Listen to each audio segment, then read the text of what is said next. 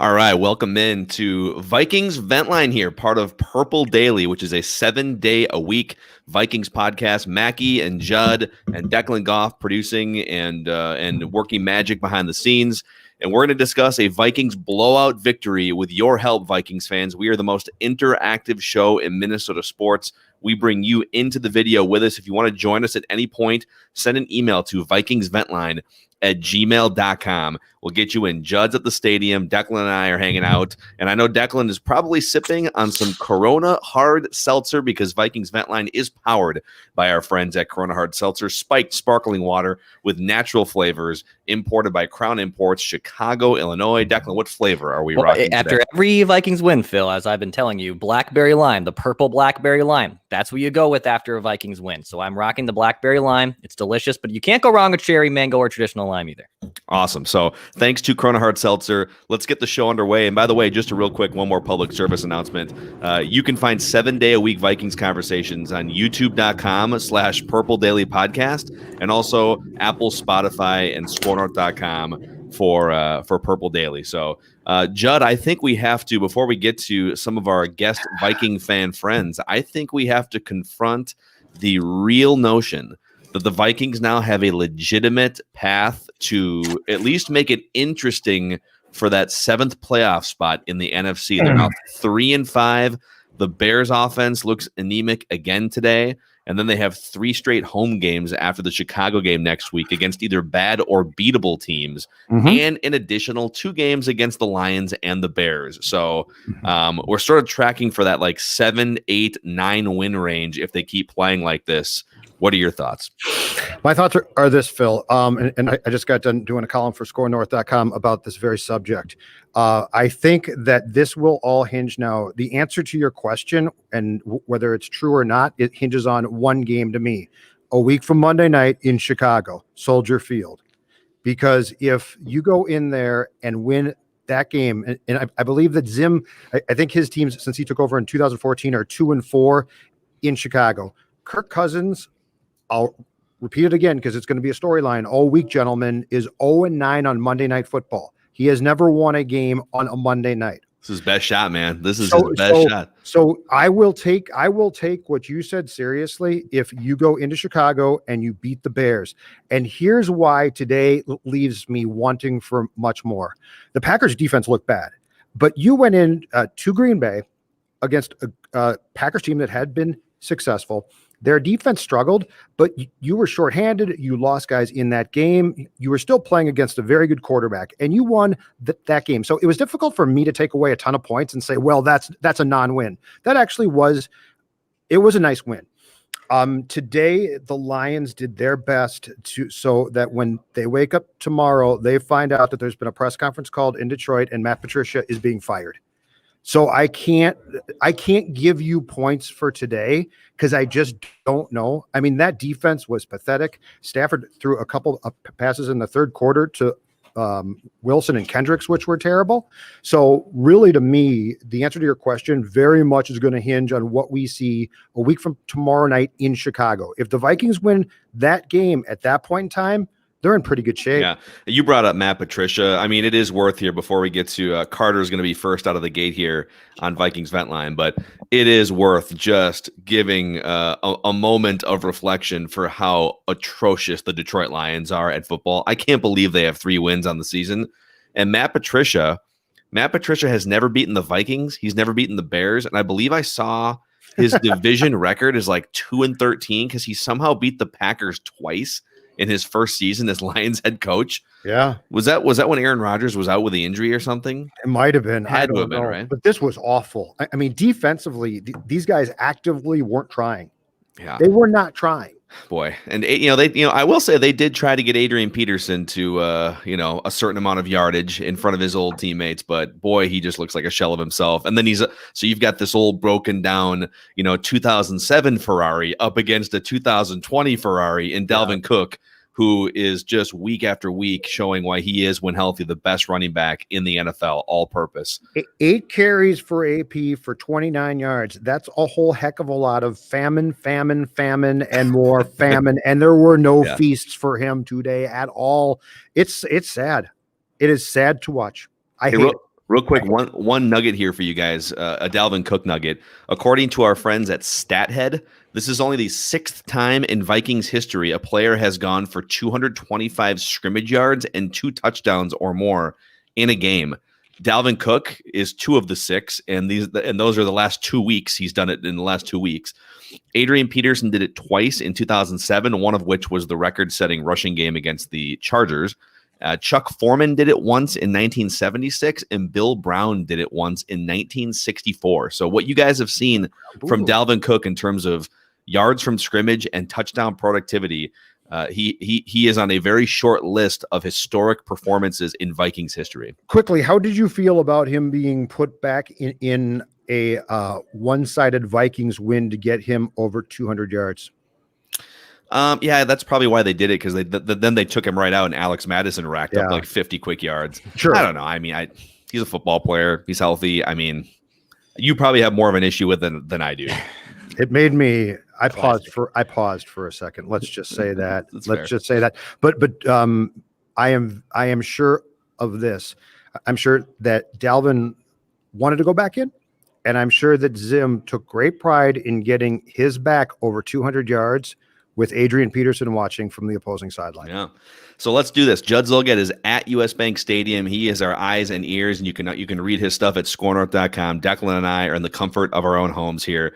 And I think the biggest themes center around the Vikings now winning back-to-back games. They've gotten this thing back to 3-5. They have a very favorable schedule on the horizon. So where are you at with this team now that you've seen how well they played the last couple of weeks? Are you back all in? We've gone from tank for Trevor a couple weeks ago to now sort of paving this path to the playoffs. And Dex, let's bring whoever you want into the yard here.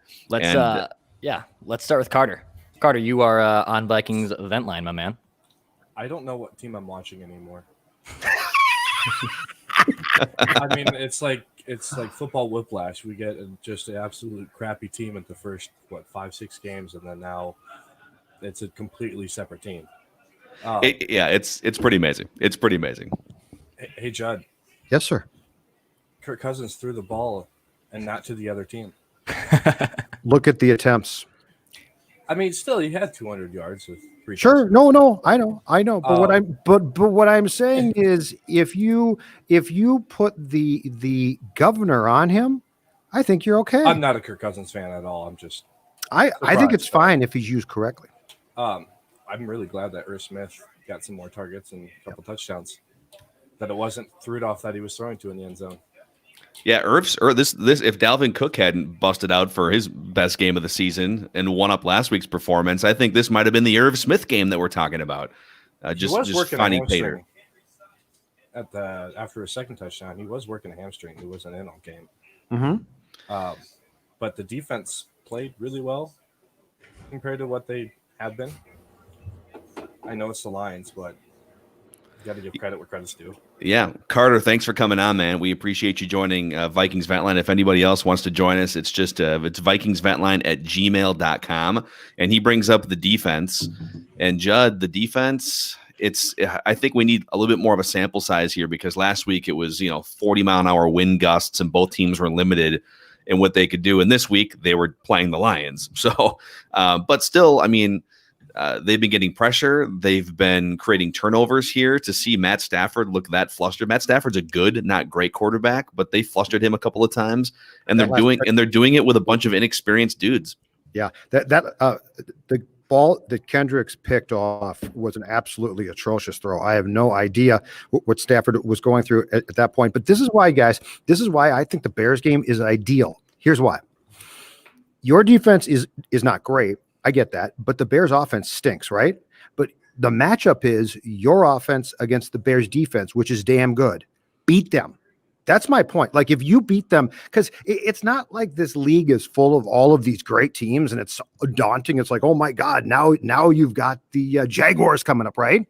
But Chicago, to me, on the road in prime time is the ideal barometer matchup because your defense should be able to contain their offense, because that basically stinks. But that being said, their defense is really good. And so Cousins and Cook and your line, go beat them. Yeah. And by the way, when it comes to the Bears offense, I know a lot of people probably didn't watch the Bears-Titans game today, and I was just sort of ducking in and out and looking at the box scores. Do not be fooled by Nick Foles' box score. So the end product for Nick Foles is 36 of 52 for 335 and 2 touchdowns. Okay. All of that productivity, all 17 points the Bears scored today came in the fourth quarter. They were scoreless into the fourth quarter today, and the Titans were up by double digits, and mostly just I didn't see it obviously, but mostly just allowing the Bears to move the ball and chunk some yards underneath. So you're saying it's Kirk week 1 against the Packers is what you're trying to tell me. Yeah, The box score looks real good. But like the Bears, I can't imagine being a Bears fan. I mean, the Bears have been living the same offensive story for 50 years almost, with the exception of the Walter Payton era where they just handed off to one of the greats of all time. So, all right, let's get to, again, it's VikingsVentline@gmail.com if you want to join the video with us. We'll give everyone about 60 seconds. Just don't swear. Don't get us in trouble. Don't get us fired, anything like that. Dex, who's next? We got Isaac. Isaac is next on Vikings Event Line. What's up, Isaac? Hey, guys. What's up? Hey, first, I just wanted to say Dalvin Cook is so extremely good. He's really a special guy. I think when he's healthy, he can definitely, arguably, be one of the best running backs in the entire NFL.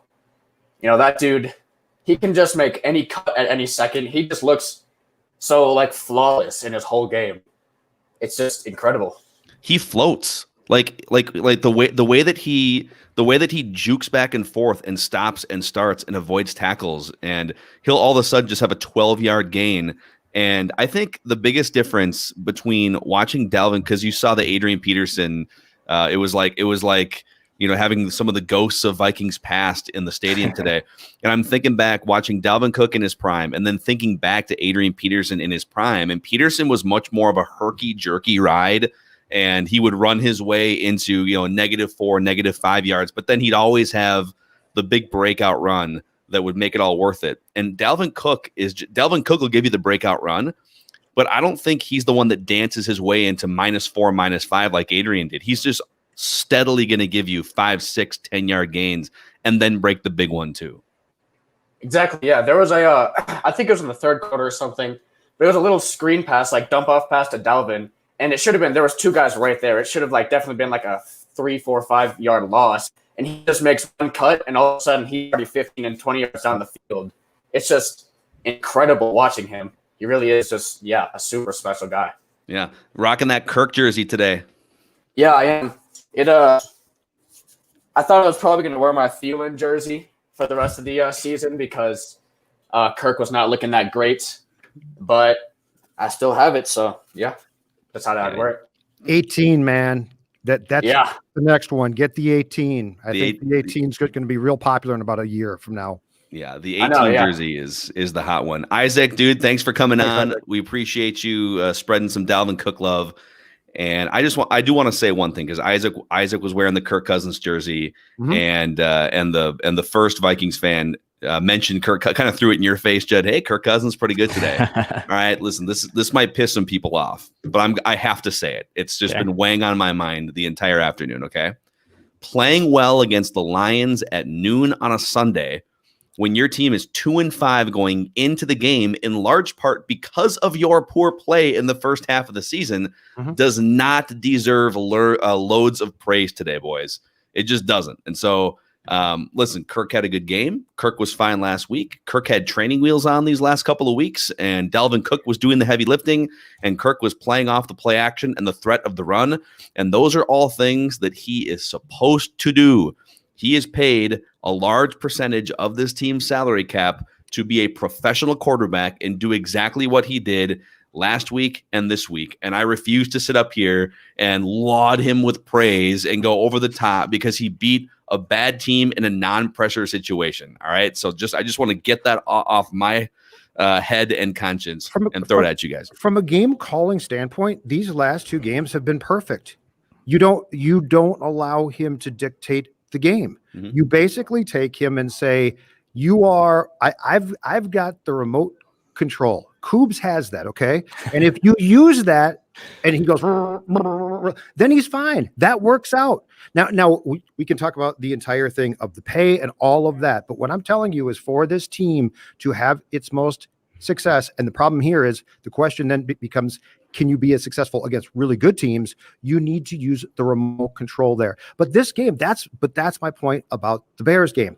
I don't think you can judge a thing off of today. I mean, it's a second consecutive win. It's in the division. Those are all good things.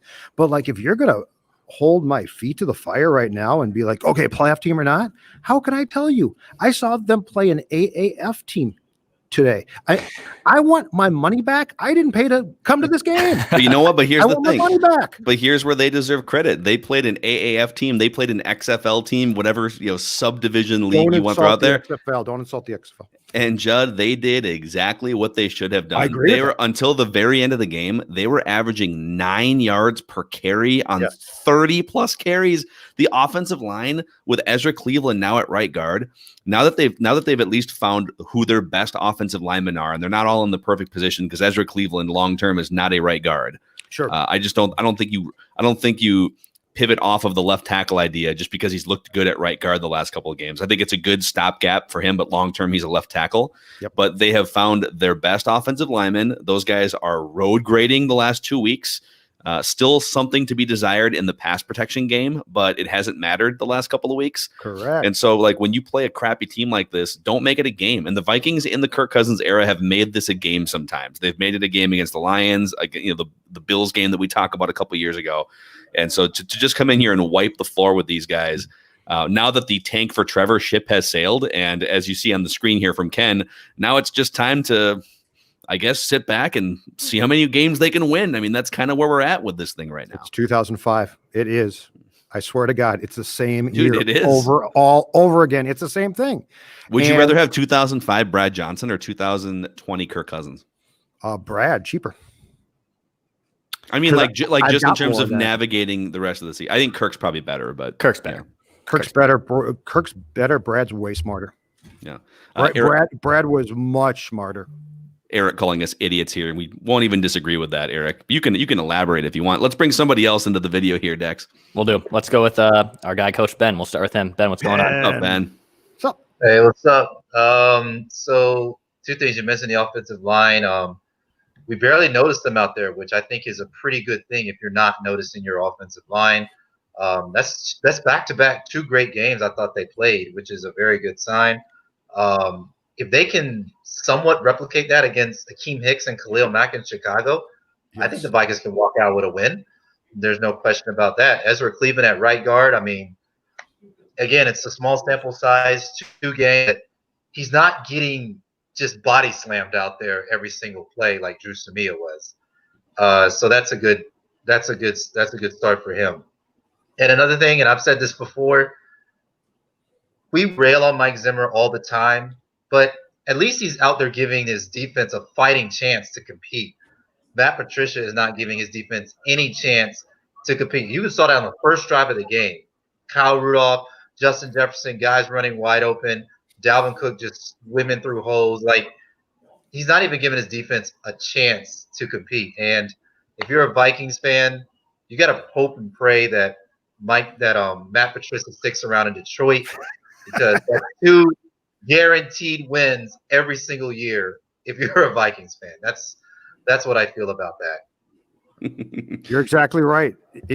The thing with Mike is, I think players get frustrated with Mike at times, but you rarely see them, and it happens occasionally in games, but you rarely see them quit.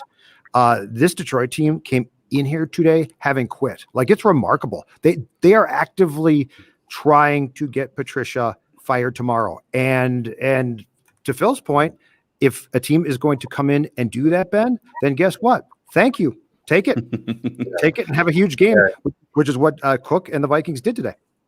Yeah, they have a couple easy, like you said, they have a couple games they could win coming up. I mean, it's not unrealistic to think they can get to 5-5, and at 5-5 with an NFC that's pretty top end. I think Seattle just lost today, so they did. No guarantees there. A lot can happen, but you never know. You never know. Ben, we appreciate your insight. We'll talk to you again next week, probably. Take it easy, dude. See you, Ben. You too. All right, Ben hopping on the most interactive show in Minnesota sports, Vikings Vent Line, part of the Purple Daily umbrella. during the season, 7 days a week of Vikings discussions. Phil Mackey, Judd Zulgad, Declan Goff. You can follow all of us too on Twitter, where we are usually tweeting up a storm during these games at Phil Mackey, at Jay Zulgad, and at Dex's tweets. And everyone's going to get about 60 seconds, give or take, and just keep it clean. Don't get us fired. Don't get us in trouble. I think this is probably the most mellow Vikings vent line we've had all season, just because it's like 70 degrees in the Twin Cities and the Vikings just beat the crap out of a bad team. So not a lot to complain about. We're all just sort of in wait and see mode and see how many games they can rack up. But let's go to our next Vikings fan, Dex. For sure. Zach, what's going on, dude? Guys, what's up? Hey, Zach. Hey, you guys are selling Kirk Cousins short. He has a mean handoff. You know what I'm saying? So, and he'll give you at least once per game a fake into a sack. So that's always good. So don't give Kirk Cousins too much credit, but I mean, he's on the Trent Dilfer program. Like we talked about, hey, should we keep Dalvin on a pitch count? I think Kirk's on a pitch count. You got 15 to 20 throws a game, Kirk.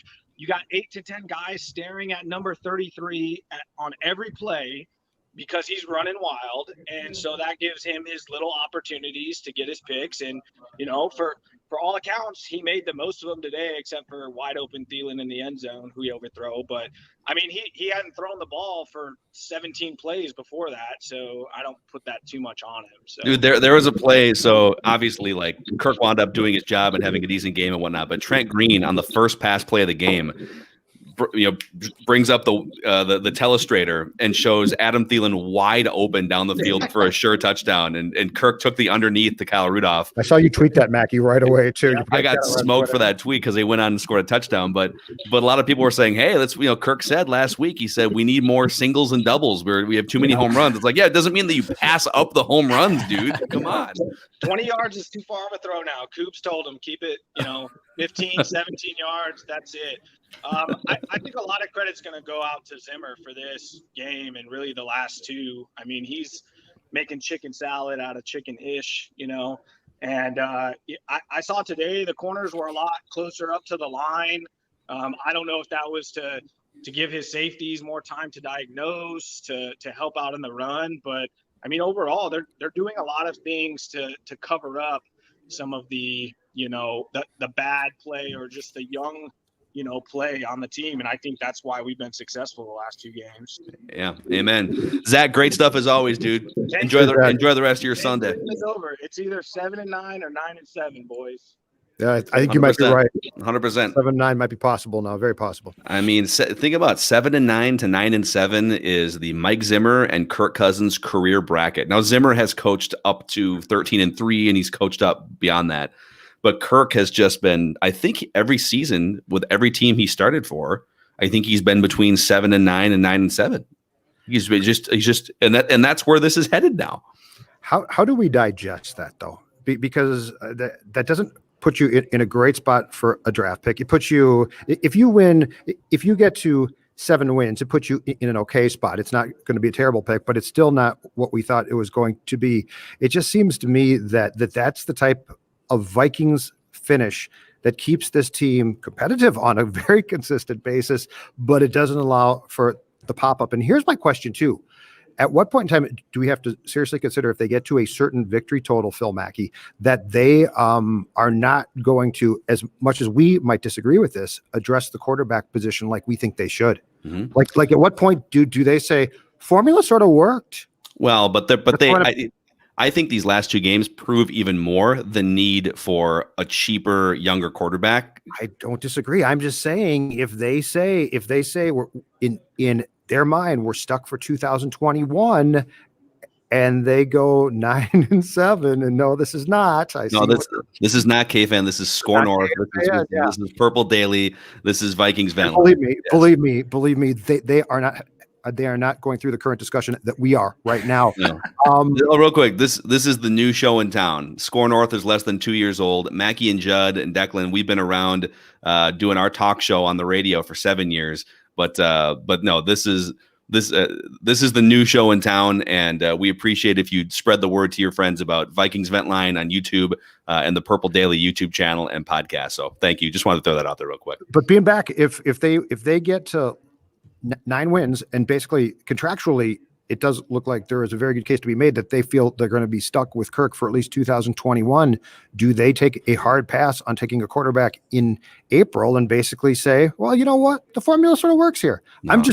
I'm I think alerting what well before the draft. I'm alerting you of the possibility that could happen. Yeah. I think I just think the blueprint that they've drawn up the last couple of weeks, you've got these dynamic skill position players. Irv Smith is now popping with 2 touchdowns in the red zone today.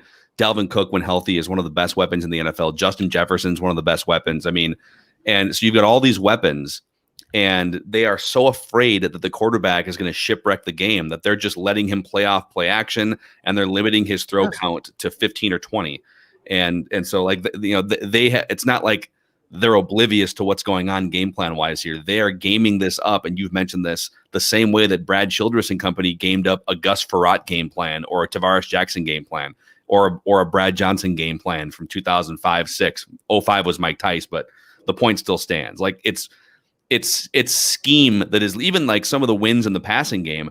A lot of these open routes are schemed off of how great Dalvin Cook is, right? If you see a play action bootleg rollout to the right and a wide open receiver, that's, and again, I'm not trying to pile on the guy, but that's very, very little to do with Kirk Cousins and more to do with Dalvin Cook and the scheme and Gary Kubiak.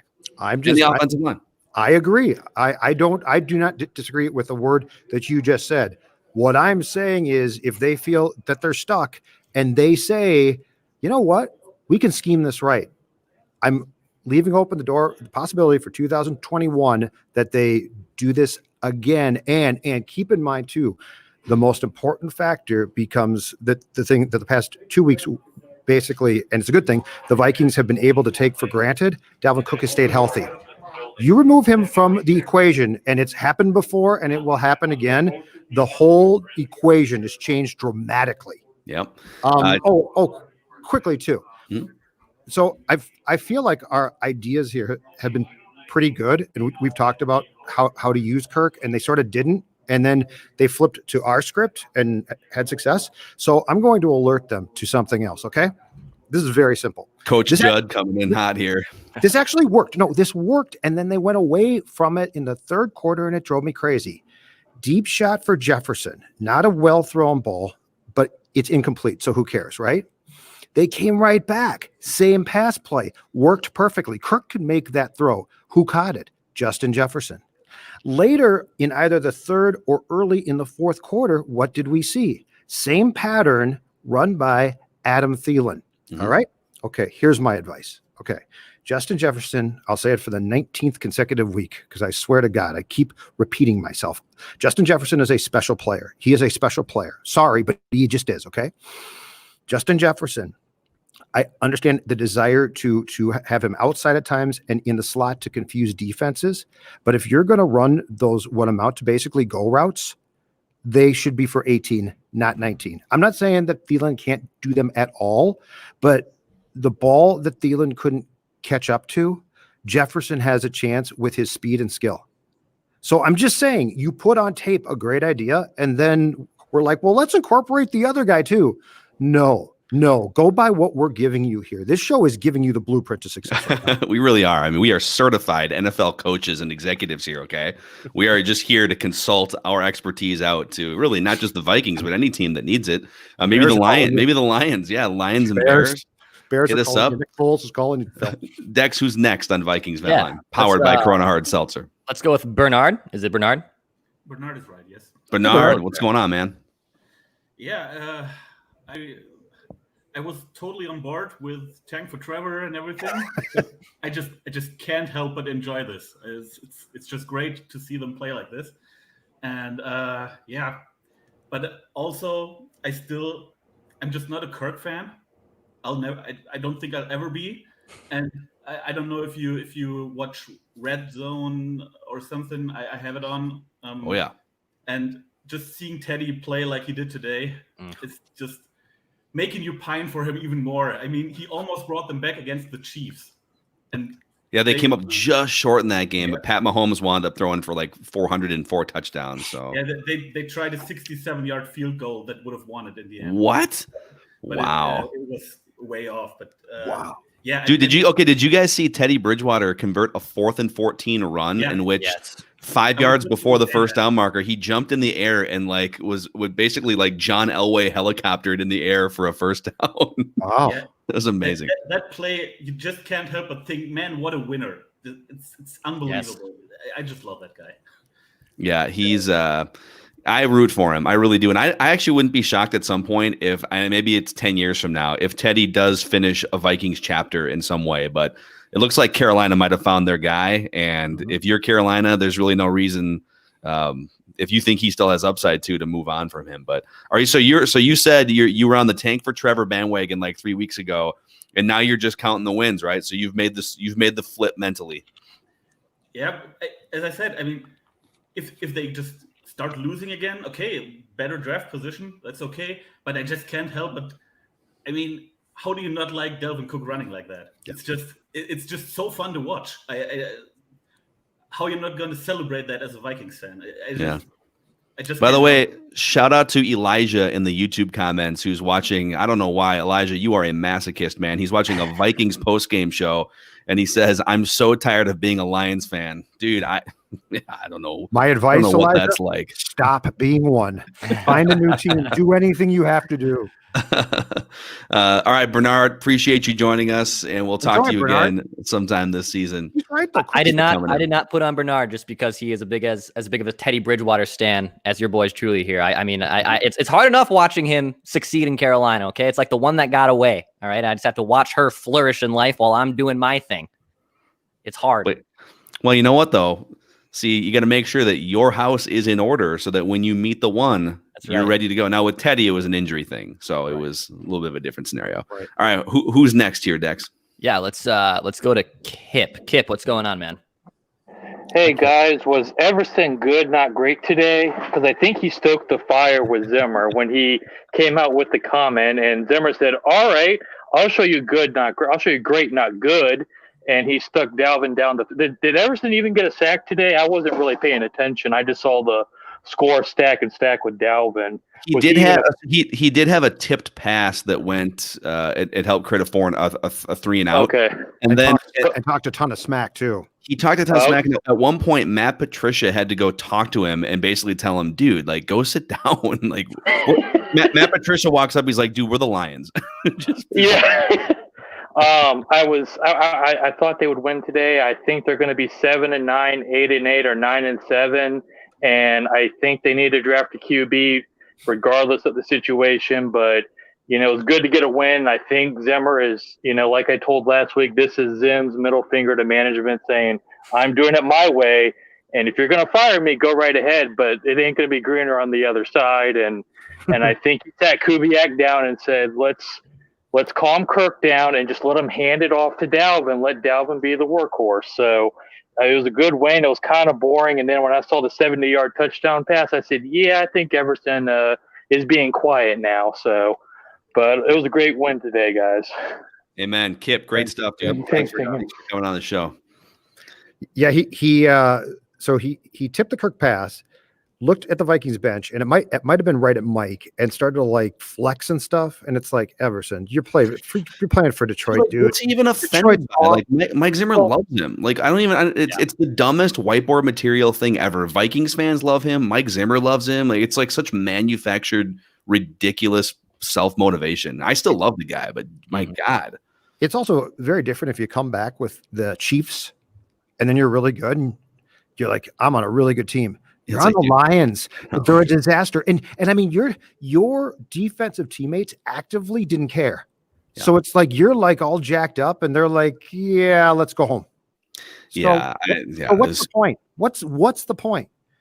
And Peterson, I mean, my God, it's unbelievable. I just can't get past it. Yeah, He's got Adrian's final line. He eight carries for. He had a couple nice carries early on, but 8 carries for 29 yards.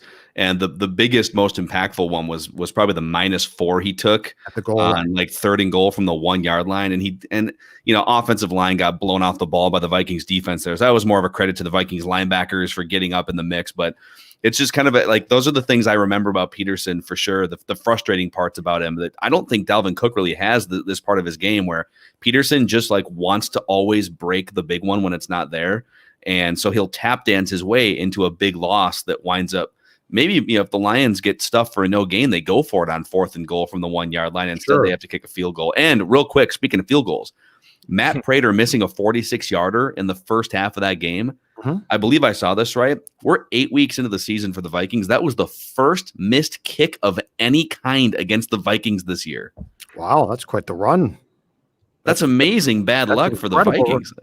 Yeah, well, I mean, but the Peterson thing though is his thing is in his prime, he would go backwards and like bounce off guys and lose yards, but then he would come back and run for 30 yards, right? Yeah. Now he can't. And Dalvin does two things well. He goes forward. He doesn't necessarily try to make plays where plays don't exist. And I also feel like Dalvin, when the play is done, accepts that. I mean, how many times did we see AP fumble because he wouldn't accept a play was basically done, and he'd be going for, I got to get 2 more yards, and then someone would come in and boom, pop the ball out. So, all right, here's a hot take question for you. I sort of alluded to this last week on, I think, either Mackey and Judd or Purple Daily. But now that you've seen Dalvin Cook do this back-to-back weeks, these just historical performances, who was better at their absolute peak per their era?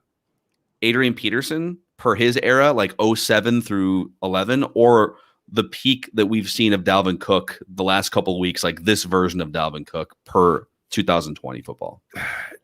Dalvin right now is fantastic. It's fun to watch. I still would need to see more of this before I bypass. I said Dalvin and not AP. I think Peterson was so dominant at the time. And look, I mean, incredibly, the threat of the passing game that Peterson had in like his first 2 years was less than what Dalvin has now, which is incredible. And also Peterson, and this was his own fault, but couldn't really catch the ball well. And so his only outlet was, here, run it, right? So I'm not saying that Dalvin doesn't have the opportunity and the potential here to pass AP at some point in time in my mind. But right now, Dex, I would still say that it's Peterson and then Cook. But what Cook is doing right now, I'm not trying to put down, because it is fun to watch and it's pretty incredible. Yeah, I mean, look, AP from basically 2011 to even 2015. I mean, he won an MVP in 2012, coming off an insane ACL tear. And he was able to do that with guys like T-Jack, Farrat, Kelly Holcomb, Christian Ponder. I mean, he physically carried that team. And Dalvin's been dynamic. Dalvin might be, I don't think it's a hot take to say Dalvin's a more complete, dynamic player than AP. He's more complete, for sure. But Kirk Cousins, you still have, at least, even though we rag on him, like Kirk Cousins is a better quarterback than basically all those guys outside of Brett Favre from the Adrian Peterson era, and it's not close. So, yes, it's a special player. You could make a case even Dalvin's putting his stamp as an MVP. It's a running back winning MVP in 2020 is next to impossible, but he is the single most important player on this team. But I would say peak-wise, it's still AP. I need to see more, just like Judd said. Yeah. All right. Who's next on Vikings Vent Line? Yeah, let's go to Nate. Nate, you're on Vikings Vent Line. What's up, Nate? Guys? Good. Hey, I absolutely hate watching Kirk Cousins give us these false hope stats. Nate, you're being negative, dude. Why are you being so negative? What's up with all the Cousins hate, Nate? I wanted to refer back to I love Judd's rant last week on Vent Line. I turn 22 tomorrow, and I feel that pain, so I can't even imagine how he feels. How you feel, Judd? Old. It's yeah. Happy birthday too. Thank you. But yeah, 2 weeks ago we had Cousins on the verge of being benched, and I was excited. I was so excited for that to happen, and it didn't happen. And now he's coming out and giving us these false hope stats, and it pisses me off. It does. And one question I wanted to ask you guys, I'm trying to think for myself on this season, but you guys have convinced me that it's okay to lose, right? And that's hard to swallow, but now we look at this, we're 3-5. We got this good schedule coming up for us. Is it okay to want to win now? Like, I'm straight up asking. Okay, here's where I'm at with this, right? the tank for Trevor and the fail for Fields movement, that ship has sailed. The win against the Packers sort of put that to bed, and then validating it with a win against the Lions. And by validating it, I mean like, okay, they've won back-to-back games. They're 3-5. They've got a very favorable schedule the next month or so. And so I think at this point, I'm not going to tell you, what you should or shouldn't do. I'll just tell you what I root for as many wins as possible, because at this point, like, you're not going to be drafting in the top 5.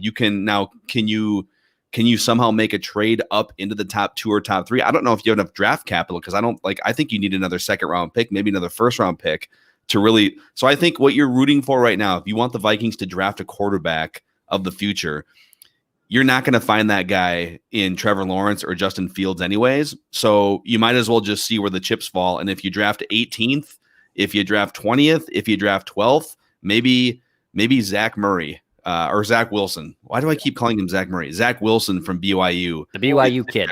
The BYU kid. That's my thoughts on that is, I don't really care where we end up in the draft. If we want a franchise quarterback, which we've never had before, it doesn't matter if we're picking 5th or 25th. If you want that quarterback, you go get it. That's Rick Spielman's job, and that's what he needs to do. The Chiefs did. That's what the Chiefs did. The Chiefs traded up 17 spots to get Pat Mahomes. So, and Judd, when I said I felt your pain, it's because of this old man right here. It's my dad. He brought this on to me. Nice beard. I like the beard. Yeah, it's looking Tim good. In Washington, and then Tim in Minnesota, and now Tim in Washington. We got to show him. Very nice. Love it, guys. Awesome, man. Oh, I like it. I know, good stuff, man. I know you guys have been you guys have been loyal followers of the show, and I know Tim calls in all the time too. So we appreciate you guys jumping on. And Nate, we'll see you again maybe later this season. All right, thanks for coming on. Thanks, guys. You boys, take care. Bye bye. Here's my thing on Nate's point about Kirk though. Kirk drives me crazy when Kirk puts up false stats in games that are gone. That drives me nuts. I think we need to create or talk about the difference in what he's talking about now, as opposed to that, though, is this is literally game plan coaching and execution of game plan and what Kirk is being told to do. So this Kirk does not drive me crazy at all. In fact, I encourage it. Now, where people I think are going to come back at me, and they're probably right, is say, yeah, but his salary dictates that he be, damn near a star, if not a star. But the Kirk that drives us nuts is it's 24-3 at the half or a score like that. And then Kirk comes out and the pressure's off. And in the third quarter, he looks fantastic, right? That's what drives us crazy. The last 2 games to me have been genius. They are exactly what this team should be doing. But there's 2 arguments to be made about the cons against that. One is Kirk is paid too much to probably be this guy. And second is this works great as long as Dalvin is on the field and Dalvin Cook gets hurt. Mm-hmm. And the second that he's gone, this whole thing shifts. And you have to look at Kirk and be like, okay, Kirk, back to it. And that's an ask that I don't think he's capable of pulling through on. Well, I'll tell you what. This game, to me, it was an obvious Kirk perform well game. It's the Lions. It's noon. They're 2-5. Like, you could not create an NFL scenario with less pressure than today. Just like straight up. Next week, now that the Vikings have gotten back into this thing a little bit, and the gateway to making a playoff run runs through Soldier Field, no fans or limited fans, whatever. So not going to be quite the atmosphere. But that defense, Monday night, prime time, you're not at home.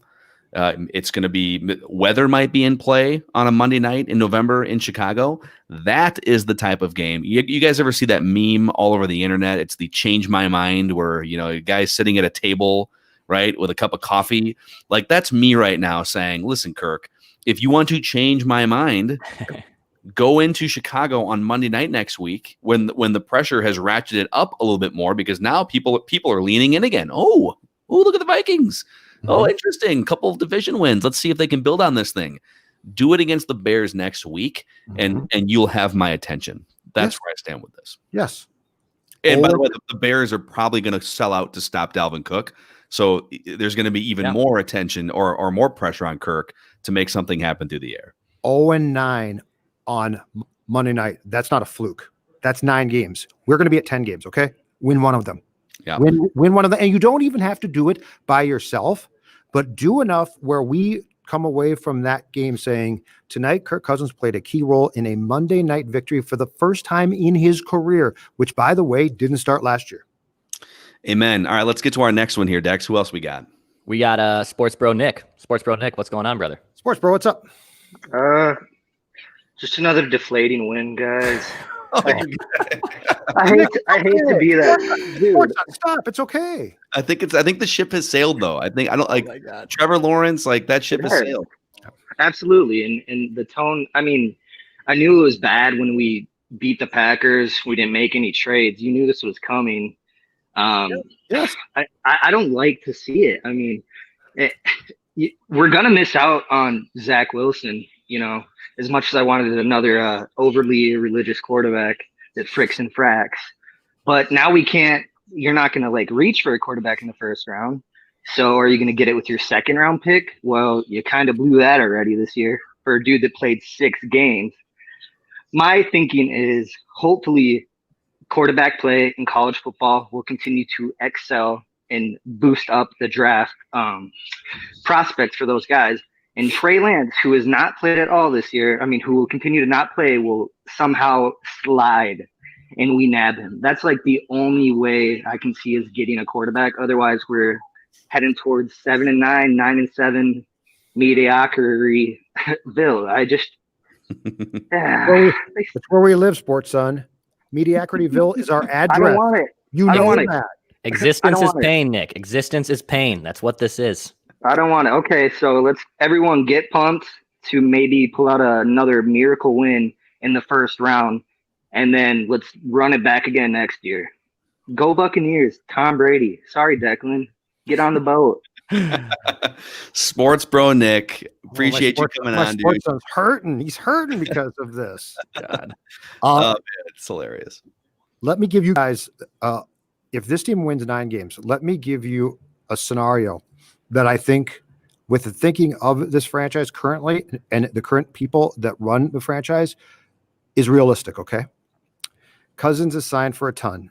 Trying to move him as possible, but I think that they also, if they win 9 games, could say, well, he fit in okay. You know, we got off to a terrible start and won 9 games. They then make a run for it in 2021 by drafting in the first round defense, and in the second round taking, let's say, a guard, and they actually try and gear up to take a last run in their minds with draft picks trying to help out this current team, but the bulk of the help goes towards the defense, and Cousins comes back. Don't say it to me, Judd. You're trying to get me to jump through the screen right now. I'm throwing out as a possibility. Are you trying to get me to jump out my balcony right now? Would you like to witness me jump to my death? No, I don't want to see Not that. yet. But I'm preaching today. It's a Sunday. I'm preaching sports acceptance. We have to be prepared for these things. They happen to us. I'm sorry. Man. No, I know. You're here. It's one of my favorite books I've ever read. I've told you guys, is The Power of Negative Thinking by Bob Knight, the old basketball coach, right? and the book is literally, it's like 200 pages about how he has lived his life anticipating and planning for the worst case scenario things to happen so that you're never thrown off by them. Yeah. Right. That's how teams operate. In my opinion, smart teams operate exactly like that. It should be required reading for all Minnesota sports fans and all Minnesota Vikings fans. Let's get to our next Vikings guest here. Dex, who else we got? We got Jacob. Jacob, what's going on, dude? Hey guys. I just had I would say I'm an optimist. So I was originally on the obviously tank for Trevor, but I couldn't pull, for my team to lose regardless. So I've been happy obviously that they won the last 2 games. But my question to you guys is do you think the Vikings could probably be the Titans of last year, essentially just hand it off to Dalvin Cook like he's Derrick Henry, and then could Cousins elevate his play level to Ryan Tannehill? Dude, this is a great question. Yeah. It's a great question, Jacob, and I think you've hit on the Vikings model. If they were to max out their current roster and max out their current coaching philosophy and scheme and everything, you got defensive minded coaches in both cases. I think what Ryan Tannehill has done the last year and a half or so is, I think that ceiling, because that we're witnessing Ryan Tannehill's ceiling. I think that ceiling and what he can do late in games sometimes is higher than what Kirk Cousins can give, at least to this point. Like Kirk hasn't shown that level that Ryan Tannehill has shown, but everything else is kind of similar in that they're both sort of 9-7, grinded out teams. The Titans show they can go deep in the playoffs. I actually think you can win a Super Bowl doing that as long as your quarterback can win you close games or come from behind in the fourth quarter. And that's where I would be just skeptical. Like Kirk needs to show that he can do that. If the Vikings are going to make a run at this thing, Kirk's going to you're not just going to be able to hand off to Dalvin 30 times and run bootleg play action off of it. There's going to be the Chicago Bears maybe starting on Monday are going to snip this thing out, and then it's going to go back to Kirk, and then he's going to be the one that has to make plays. But I think you've probably brought up the blueprint for if the Vikings are going to do something, it would be a Titans-like blueprint. So I think the thing too is, it's fun to talk about Kirk and the offense, and I get all that, but I think the thing too that we're probably ignoring, because the Vikings have played a team today that was just not good, is what happens if you get into the playoffs too and play a good offensive team. Like your defense still has some major problems. Your secondary is questionable. I think your pass rush against a good team is questionable. So from trying to steal the Titans' blueprint, which I think they would love to do, I don't know if you have enough firepower in the front and back end of your defense against a really good team in a playoff game to be successful and not get blown out. And if you now if you're the Vikings and you start to try to exchange scores, guys, I think that becomes really tough. So I think what we need to account for too is if an offense is put in a good environment and it's well run, can the Vikings stop it? I need to see that. And the Bears are not going to be the team to judge that against, but hopefully at some point in time, they're going to play a pretty high-powered offense indoors or something like that will give us a much better idea of where this defense has come since the first 5 or 6 games, because I still think those corners could be picked on badly if they met the right team. Jacob, thanks for coming on, dude. That's a great question, and we hope you enjoy the rest of the season. Real quick, Delton chimes in. Delton's left a couple comments here. He wants us to talk about the offensive line. And Delton, you might have missed it. We actually dove in right off the bat, sort of talking about the offensive line and how it looks like they've found something in Ezra Cleveland. They were road graders. They deserve a ton of praise in the running game. But Delton also wonders if the old guy on the show, Judd Zulgad, still thinks that the Vikings shouldn't have given Dalvin a contract extension. I said that I would have personally used up Dalvin for all he was worth in 2020, told him that I couldn't extend him because the cap is definitely going down, and then found a way to talk after that. Look, he's a marvelous player. I hate the fact that when we talk about this, it sounds like I don't like him. He's a fantastic player. Do I think, though, that with the cap possibly coming down to, I believe, as low as 175 in 2021, Phil, that it was a slam dunk? No, I don't. I don't think that players at his position come March are going to have a ton of options too. So this has nothing to do with the fact that I don't think he is a great player. It has everything to do with where the cap is going to be and what you're working with. And let's never forget, part of your problem is you've got a quarterback who's good, but certainly not great, signed to a huge contract. I mean, there's a lot of things here at work. And so I don't want folks to just think, I don't give out contract extensions. No. It's an issue that I think would be wise to examine. Johnny Krasinski giving me trouble as usual. I can't get away from him. Bye, Johnny.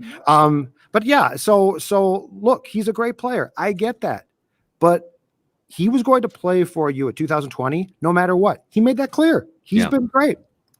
Yeah, I would say, he's to me, he's the best running back in the NFL right now. And the last 2 weeks have been like the peak of his powers, and he's just been incredible. That can be true. And the other thing that can also be true is giving long-term extensions to running backs and paying them top dollar to the market, relative to whatever the salary cap is in that era of the NFL, doesn't often prove to be a good strategy. Yeah. And it even with Adrian Peterson, like, was he still the best running back in the NFL when he was making ridiculous money 10 years ago for the Vikings or 8 years ago? Yes. Did it hamper their ability to pay other maybe more integral positions?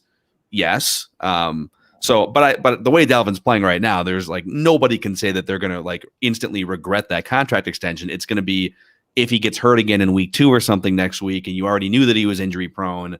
Those are things that'll play out over time. Dex, let's get to our next one here.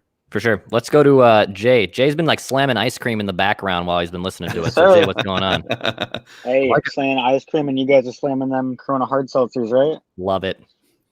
Hey, Cheap so plug. I got, Love it. Thank you. I got a little nerd tidbit for you guys, a comment, and then a reckless speculation, and then I'll get out of here for you. All right. Please do.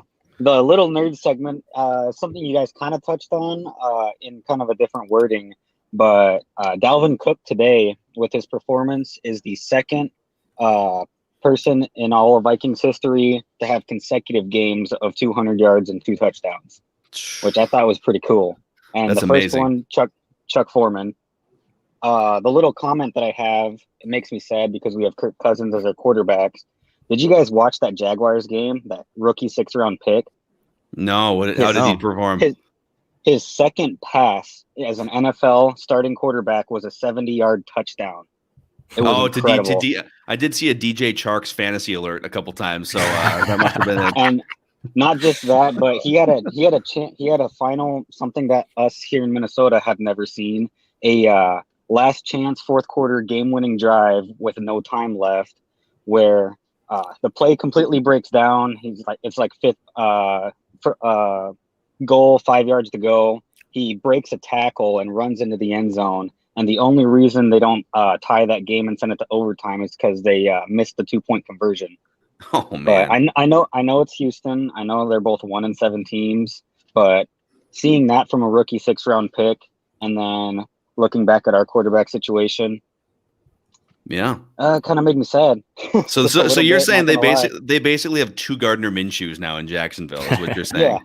Yeah. And the Vikings need one of those.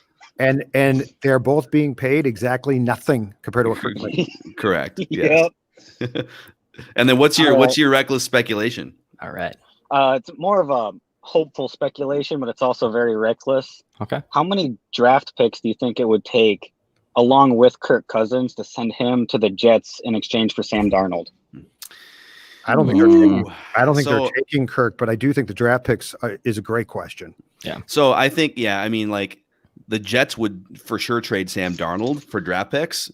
I don't think they'd want anything to do with Kirk's cap number, because if they were going to trade Sam Darnold, they'll just draft Trevor Lawrence and be on with it. So if you wanted to pull that, the answer is you'd have to add more draft picks to get them to take Kirk Cousins' contract. Yeah. But I think the Jets are still trying to, I don't know how much they really shopped Sam Darnold legitimately before the trade deadline, but if those conversations pick up in the offseason, it sounds like they're looking for a 1st-round pick.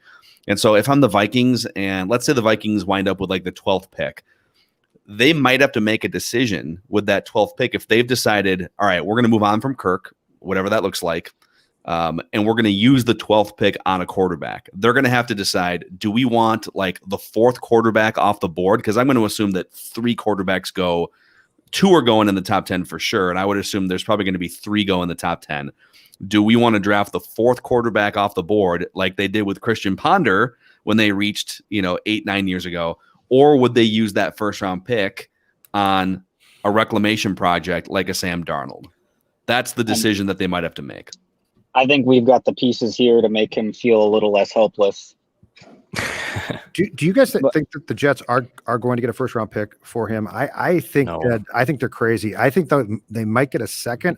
I would offer them a 3rd, but I don't think they're going to get a 1st-round pick. Yeah, let me ask you this, since we're continuing down this reckless speculation path with Jay here. The Vikings don't have a 2nd-round pick. If you had 2 choices, you could reach for a quarterback in the 1st round with your 12th overall pick, or you could swap a 3rd and a late round, a 3rd and a 5th or something for Sam Darnold, and then use the 1st-round pick on another position. What would you rather do? I would reach for the quarterback in the 1st round. Who is doing the drafting? Current Rick administration? Nope. I'm not allowing him. No way. I can't do that anymore. I can't play that game. I played that game. I've seen it. It stunk. I walked out It's terrible. No, I'm not playing that game again. I can't. Yeah. Jay, what would you do? Well, if Zach Wilson isn't there, then I would go for a different position and then trade for Sam Darnold. But if Zach Wilson is there at number 12, I'm drafting him. Love it. I see that.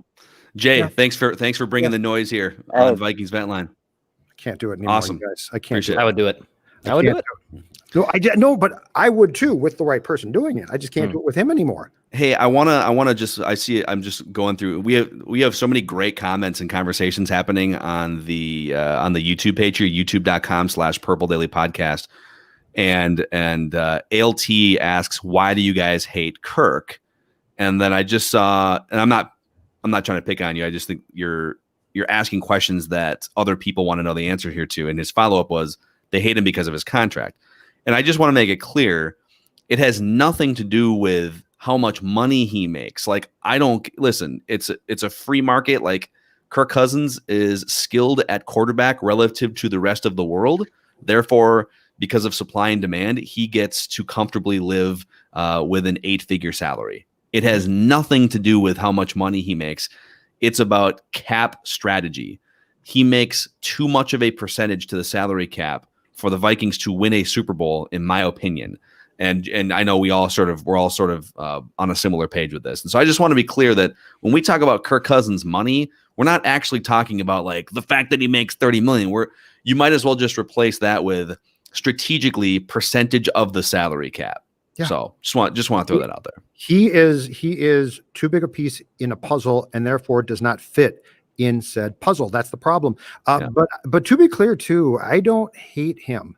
The issue is, are you comfortable with how the Vikings have approached the last 2 games? And you are going to play teams that are far superior to Detroit, and the Packers did not play a great game a week ago Sunday. And I give the Vikings credit for that win, but there are going to be games where the Packers are superior to the team that the Vikings beat. So here's my question. Are you comfortable with having a quarterback who eats up as much of the cap as Kirk does manage the game and only allow him to do that? So you basically have now gone 8 quarters without the training wheels coming off. Mm-hmm. So my question is, if you have a kid and your kid puts training wheels on their bike at the age of 4 and at the age of 18 continues to ride that same bike, are you cool with that? Because that's what this is. And if your answer is, you know what, I'm not going to allow my kid to drive, and little Jimmy does a great job on his tricycle despite the fact that he's going to college, then you're fine with this. So this is not about hate. This is about, if you're a fan, questions that you have to ask yourself about comfort. Mm-hmm. Dex, who else we got? We're going to go from one J to another J. Jay, what's up?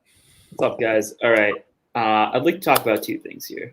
So the first is that the past 2 games, I don't know, this might change, but for now, I think I'm going to stay with the spot that I don't want Mike Zimmer to leave next year. I want him around for another year. I think he's doing a good job. I think his idea of a defensive-minded coach, like philosophy, is a bit flawed, but I think that this is a Super Bowl built team with Mike Zimmer at coach. I think that's possible. The problem is what I'm going to call the human shield issue, where Zimmer and Cousins are kind of intertwined. You can't get rid of one without the other. And like every Vikings fan, or most Vikings fans, I want Kirk gone. I want Zimmer to stay, but I want Kirk gone. There's a big dilemma there where I feel like you can't get rid of one without taking out the other. And so that leaves us in a really precarious position where I don't think we're going to be able to get rid of Kirk if we don't get rid of Zimmer, and vice versa. So that's the first thing. Why? Well, it's because I feel so. First off, it's the timing of their extensions. Kirk and Zimmer were extended on the same offseason, so I don't think that's a coincidence. The second thing is that I feel like Kirk fits into kind of Zimmer's coach mindset, which is that the quarterback is not that important. The quarterback needs to just manage the game, and their only job is to not win it but not give it up. I feel like that's why those two are intertwined. Also, quick thing I want to point out is that I don't know about you guys, but I saw Gladney a lot today. Gladney had a big game, and that's good to see. But I think that this whole Zimmer Cousins situation is it's pretty interesting. We've played the clip a couple times throughout the last month. Mike Zimmer flat out warning against the Vikings signing Kirk in March of 2018 or February 2018. He didn't use Kirk's name. but he just said, I think we should be careful throwing a lot of money at a position that might prevent us from being strong at these other spots. And he was very much putting up some red flags when it came to the signing of Kirk. And I think when I read the tea leaves on that, I don't think he ever really wanted to be handcuffed to Kirk to begin with. I think he would have been fine being handcuffed to Teddy Bridgewater.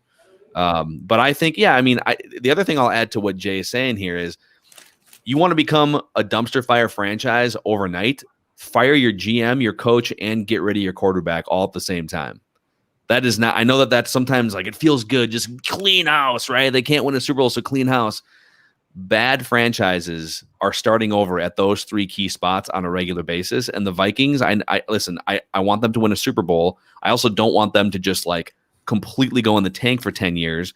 And so you have to be a little bit careful about just getting rid of all of those key spots. If this season goes off the rails and jobs are on the line, I would be careful. I would probably pick between Rick and Zim if I'm the Wilfs. I'm not just going to start all over. You know who starts all over? The Browns, the Jets, the Mets, like in other sports. Those are the types of franchises that are just always on the hunt for a new front office and a new coach. And so just be careful about firing everybody is what I'll caution.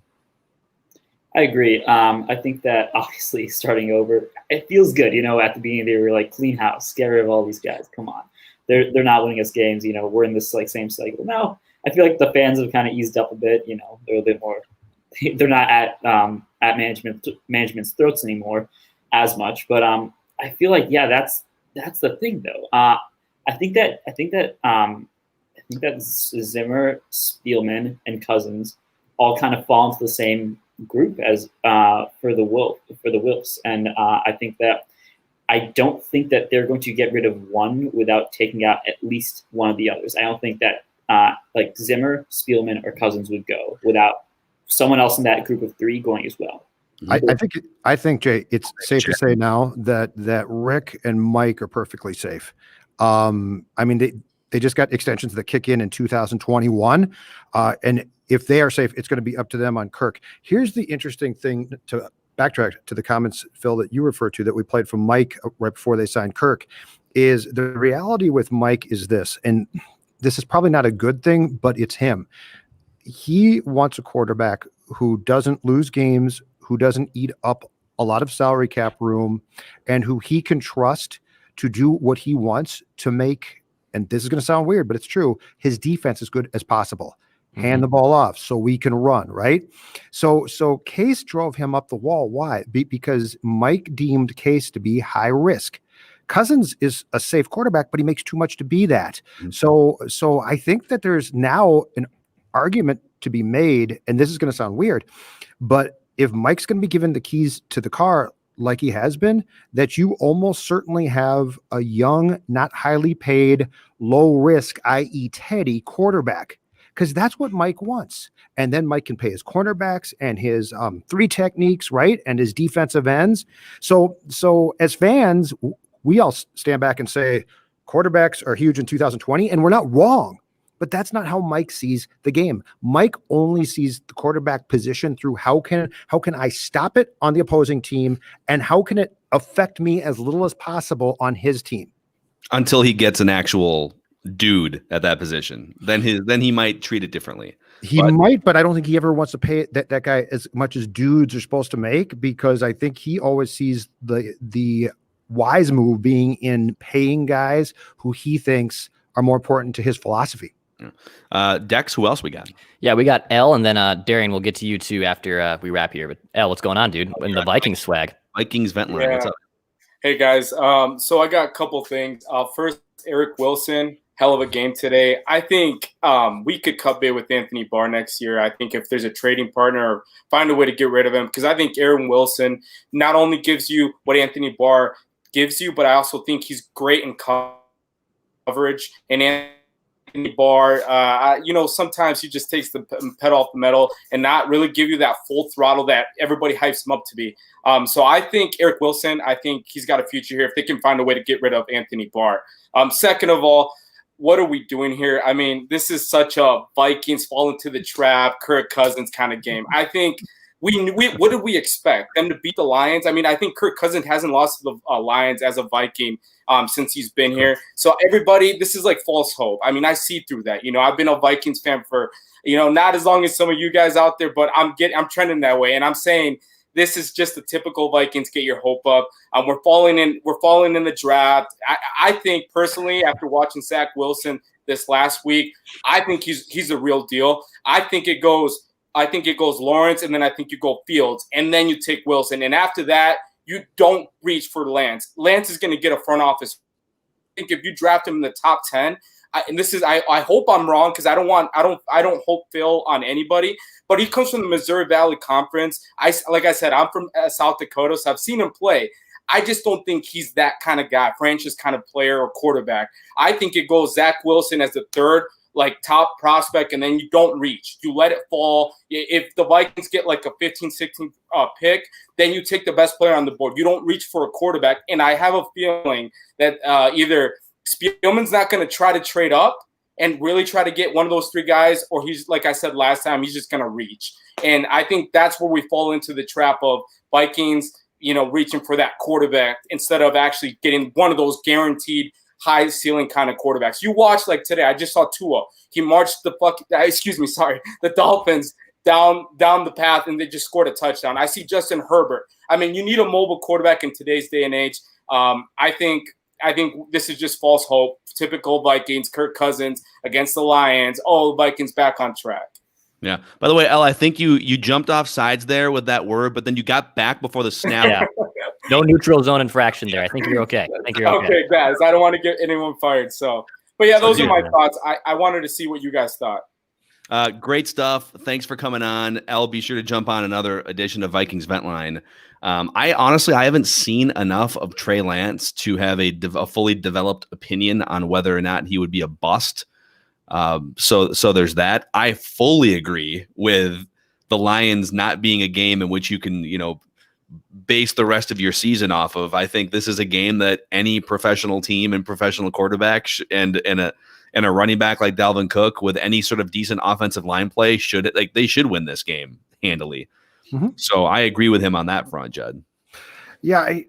So here's my thing is, I think it's fine if you're frustrated by the fact that the Vikings have now won 3 games and won big today. I get that. But I'm not going to sit here too and be like, well, they can't win. Look, they've won 2 consecutive games. I am now here's the thing that I will focus on now that they've won the past 2, including today. I think it's going to be fun a week from Monday night now to see how they do against the Bears. I really do, because that's going to tell us a ton. If this team was now potentially 1-7, I mean, okay, they stink. It's not fun. Now, the draft pick trade-off is very good. But I think what we have to do here, and what we've done in this town 1,000 times before, and probably have to continue down the path, is making the most of how we feel the teams screw us, both good and bad.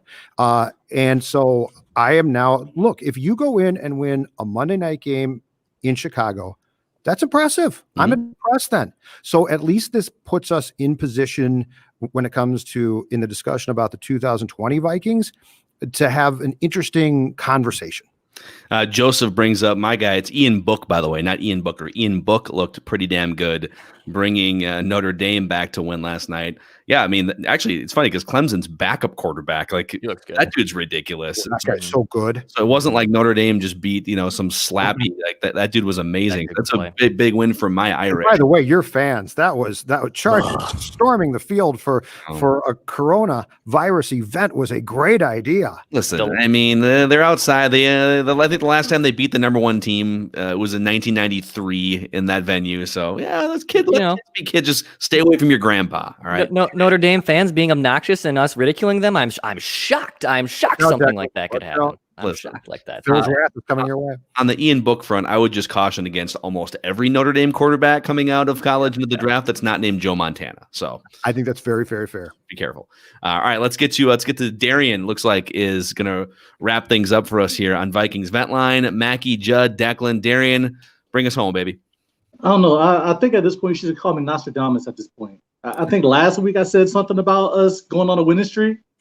Yeah, this is what we do. This is exactly what we do. And all these, I don't know what these Vikings fans keep talking about with us tanking and everything like that. I don't want the Vikings to reach, because last time I think we reached, we got a Christian Ponder. We don't really do well with stuff like that. So, like I said, Mike Zimmer's probably going to go for a corner again, and we just gonna have to deal with what we deal with.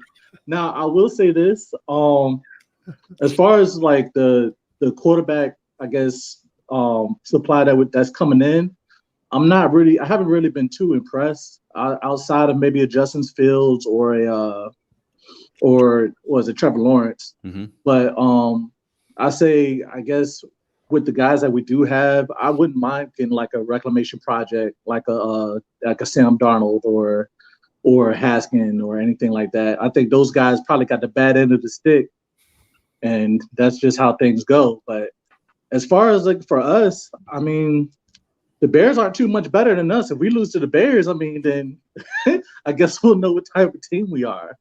But at the same time, I just feel like, I think we kind of sold off the bandwagon too soon. We forget that Mike Zimmer is still a pretty decent coach. I think at some point he got handicapped by not with Rick Spielman a couple of times. But as far as Mike Zimmer, I mean, we're crushing the guy for actually doing his job. He actually develops talent. I don't know if you guys seen DJ Wonnum out there and Eric Wilson, and these guys are actually starting to come together. By God, Mm-hmm.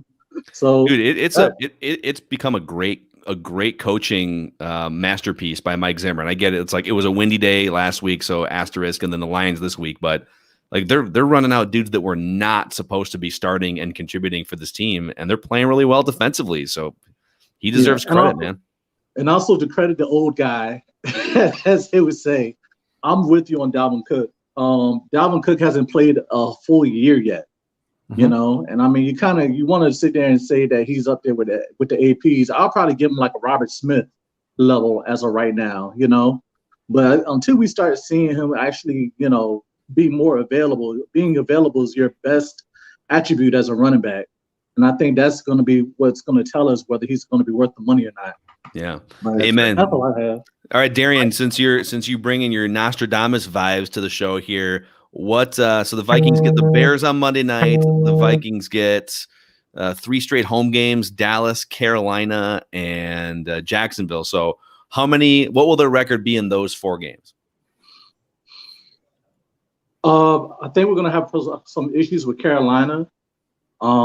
If I'm Rick Spielman, I'm sending Rick Spielman to Teddy Bridgewater's door with some purple flowers, saying I'm sorry. We were wrong, but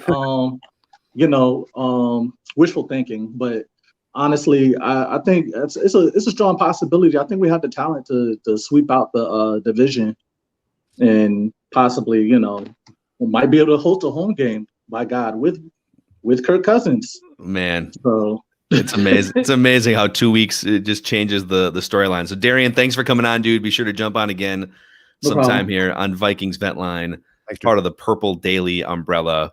And we're gonna wind this thing down. Judd's got some more work to do at the stadium there. He's gotta go hose off some of the seats. No, he's got to go right for There's no one here. Here's the one thing where I think the Vikings and Zim in particular deserve a lot of credit, though. And they won't talk about this, but I do think that things transpired in the bye week that you're probably going to go back to at some point in time and point to as being keys here, because this team looked against the Falcons, they looked awful, and before that they didn't look awful consistently, but they lost close games and they didn't really look on the same page. And I think to Mike's credit, defensively, he basically said, I'm taking control here, and almost manipulated the defense game plan wise to a point where they don't look pathetic. I wouldn't say they look great, but they don't look lost, right? Mm-hmm. More importantly, I am convinced that Mike is the guy offensively who said, we're doing it my way. And I know that lots of people will bristle at that and say, but that's not the smart way. But if you think about how Cousins and Cook and this offense and the run game has been used since the bye week, it's a changed game, and they can dominate the ball and they can run the ball. And it was almost like they said previously, well, Kirk has to do this and that and this and that. And Mike came in and said, no, he doesn't. Dalvin's good. We're going to use him. So I do think that this coaching staff and the head coach in particular probably get a lot of credit for adjustments made during that off week, because it does seem like a lot of things have changed mentality wise as how they approach games. Yeah. And I would sum it up by just saying this team, if you were wondering if this team had any idea of quitting, so to speak, on Mike Zimmer, they had a real good opportunity sitting at 1-5 to say, all right, we're good with this guy. It's been a good run. They are fully bought in still to whatever Mike Zimmer is selling. And they're alive, man. Like, they're alive with a 7th playoff team, and they've got 2 division wins now. They're undefeated in their division. I mean, this thing, I do not advise this. This is against the Mackey and Judd plan of take advantage of your slow start and an historically great quarterback draft. But now that they're going down this path, you know what? As you said last week, you might as well go. If you're going to if you're going to win these games, you better go. 100%. Just go. Yep. Exactly right. So no more duds, basically. Yep. All right, boys. Good stuff. Couple quick plugs here. Mackey and Judd is our other show. You can find so we do 2 shows, Mackey and Judd and Purple Daily. We do both those every single day, and you can find Mackey and Judd, Apple, Spotify, scorenorth.com, and the same for Purple Daily. And you can find our 2 YouTube channels, youtube.com/Purple Daily Podcast and youtube.com/ScoreNorthMN. That's SKOR North MN. And Vikings Vent Line happens right after every Vikings game. We'll be here Monday night next week doing our thing. We appreciate Declan, the production wizard behind the scenes, and we appreciate Corona Hard Seltzer for powering Purple Daily and Crushing Vikings these Vent Line. seltzers. Next Love week, if they beat the Bears, you're crushing it on your head. to That's end the right. episode. I'm ready. Stone cold. Not worth There you go. not worth a concussion for the Lions. I can If they work beat from the home Bears, on Tuesday. It's fine. second concussion of the season. If Yes, that happens for that's Declan. right. That's right. All right, we'll see you guys later. Thanks for hanging out with us on Vikings Vent Line, Purple Daily.